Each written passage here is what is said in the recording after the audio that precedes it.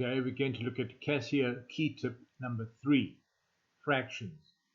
There is a correct way of entering fractions. I'm going to be entering the improper fraction 7/5. Go to your calculator and you press the on button.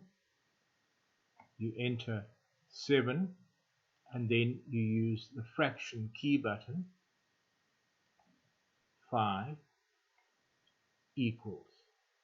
And you can see the improper fraction displayed. If you want to see it as a decimal, you push SD.